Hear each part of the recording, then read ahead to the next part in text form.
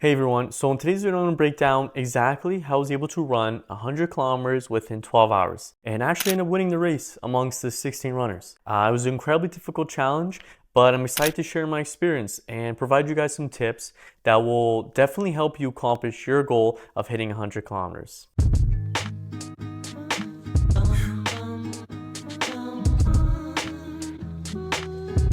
The race I participated in was called That Damn Hill Ultramarathon. It's a looped course with each lap measuring 2.32 kilometers. The event provides 6-hour, 12-hour, as well as 24-hour time frames, and the goal is to run as many laps as you can within your chosen time frame. In my case, my race started at 8 p.m. We ran through until the next morning, wrapping up at 8 a.m. So each runner has a designated station where they can put their hydration, their food, wherever they might need. It's also important to note that each runner must complete the entire lap for that distance to count towards their total distance. Last year I was able to accomplish 85 kilometers. This year, in order for me to hit the goal of 100 kilometers, I had to completely rethink my strategy. Okay, before I get into the nitty gritty, I just want to display my stats in terms of run time and idle time. As you can see, one major difference between this year and last year is the amount of time I spent walking. This year, it was only about a minute and some change compared to 1 hour and 37 minutes last year. What I learned from this is that I'd much rather spend my downtime being idle, whether that was stretching, sitting, using a massage gun to relieve the muscle pain, because these are the things that actually helped me get back on the road and feeling much better. And so what I suggest to you guys is take the time to actually sit down and really enjoy the snacks. Enjoy the quick recovery. This allows your legs to get a better chance to recover. Because what I did last year was I actually spent the time eating and hydrating while I was walking. And so although, yeah, you are saving yourself some time doing that by combining the two, in the long run, you're gonna end up paying for it. Looking back now, I'm actually quite surprised that I spent 44 minutes idle, because to be completely honest, it only felt like I spent 20 minutes max. And so this just shows how crucial time management is in a race like this. No kidding, is it crucial. I actually ended up finishing my final lap with only 6 minutes to spare. Now, before I started the race, I calculated in order for me to hit 100 kilometers, I needed to maintain a pace of 6 minutes 50 per kilometer. And so that would provide me with 35-minute buffer time. And in this case, as you saw, I went 10 minutes over, which in hindsight, yeah, might not be a big deal. But when you're really trying to squeeze out everything within the 12 hours, that 10 minutes could be make or break.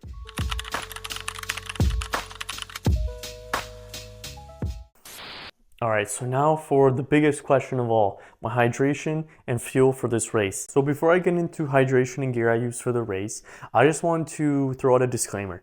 I'm not a nutritionist or a doctor. Everything that I'm about to share is based solely on my personal experience. And so I suggest that you reach out to a professional before trying anything new. With that being said, let's quickly move into my hydration. I alternated between gels, water, and Gatorade every other lap. And so that was approximately about every 30 minutes I was having one of those items I just mentioned. I can't tell you the exact quantity. It was probably about half a Gatorade every time I drank Gatorade, and then half a water bottle every time. And then I would just take the full gel, one of those goos. At no point did I ever feel underfueled, so I feel like this strategy worked for me. I did throw in some pretzels and a protein wafer about the 6-hour mark. While I did bring a lot more food, which I'll quickly post a photo here on the screen, I actually didn't end up touching any of those snacks. I just feel like I was so focused in on what was mandatory that I just wasn't really craving any of those snacks. All right, so managing the pain with Advil and caffeine. All right, so having ran this race last year, I knew that pain was bound to happen. And so what happened last year was around the 50-kilometer mark, I had experienced sharp pain in my knee. I was able to take Advil, and then the pain just kind of went away after about 20 minutes or so. But unlike last year, I took Advil to help with the pain in my left foot, kind of around the small toe, like the 5th metatarsal. And the pain lingered. Like, the Advil didn't help whatsoever. And so throughout the entire rest of the race, I had this lingering pain, which I kind of just had to deal with. In terms of how I kind of dealt with it, I just focused on being present. I feel like you can't really think too far in advance about, oh, if this gets worse. Definitely moments where I felt like stopping, but as I just mentioned, I just focused strictly on being present. Caffeine, the thing I'm the most excited to talk about, because I didn't actually see too many videos prior to having this race about how people supplement with them, how many milligrams to take. As you may have guessed, caffeine was a game changer for me. I took my first caffeine tablet at about the 50-kilometer mark, which was about 6 hours in. That was 200 milligrams, and I felt a crazy spike in energy for about 45 minutes to an hour. That being said, everything felt fresh. My mind was dialed in, I was sharp, I knew what I needed to do. I'm like, all right, I got 6 hours left, 50K to go. Yeah, I just felt like a different person, to be honest. So I took my second tablet at the 8-hour mark, and then I took my third one at the 10-hour mark. So every 2 hours. To be honest, I was quite discouraged that I had to wait another 2 hours until the 10-hour mark to take my third one. But you know what? I stuck to my plan because I knew that that was the best strategy. So I stuck to it. These boosts from the caffeine was essential. Like it's something that I'm gonna be supplementing with for all my future races. Now I understand it is a slippery slope, and so that's why I suggest that if you're ever considering supplementing with caffeine, take it out for a practice run, try it out. Don't leave it until the race day, because you really won't know how your body will react. I mean, that goes for everything that I'm mentioning today. You want to train using all these strategies beforehand. Yeah, so that being said, these boosts were essential, especially when fatigue started to kick in. This combined with some other things I'm going to mention later on in terms of my wildcards, I like to call it, go hand in hand. So before I move into my last section of providing you guys 3 tips for success for your 100K ultra, I just want to mention my wildcards. And this was something that I didn't really see anyone talk about. A lot of the things I'm mentioning in this video are things that I tried to do research for, and I wasn't able to find like the best methods. So at around the 84-kilometer mark, I pulled out my wildcards, things I saved for the final push. So I changed into a fresh pair of socks, I laced up my Alpha Flies, and I put in my headphones. This was a huge mental boost. I was locked in, ready to give it my all. This next section, wildcards, are placebo, and I do understand that this won't work for everyone, but it worked for me, and maybe I'll give you guys some ideas. Okay, that being said, let's quickly move into our last section where I'll provide you guys 3 tips. So I'm just about to head for a run, but I thought I'd quickly film the last portion of the video.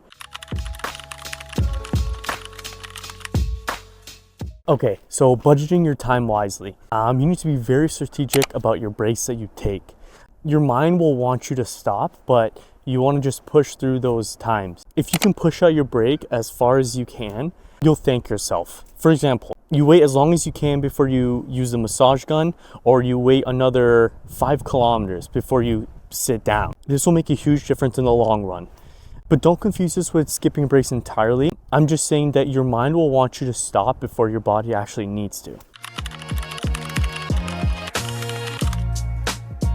Tip number 2, don't let yourself slow down. This tip applies to any race, whether it's a 5K or 100K. Don't slow down. It can be comforting running with a group, but if they're not matching the pace that's needed to meet your goal, you're gonna have to make the hard decision and break off. I had to make this call around the halfway point where the group just wasn't matching the pace, and so I had to break off and run my own race. It was tough, but as I mentioned, I only had 6 minutes to spare, so who knows, if I stayed any longer with that group, I might have not accomplished my goal. Tip number 3, don't let inconveniences break you. Something is bound to go wrong, whether it's pain, stomach issues, bad weather, but you've trained so hard, so you can't let these setbacks kick you off your rhythm. If something does go wrong, take a moment to deal with it and then move on. But don't dwell on it, because dwelling on it will eat away at your mental stamina. Closing thoughts. At the end of the day, this race was a mental battle just as much as it was a physical one.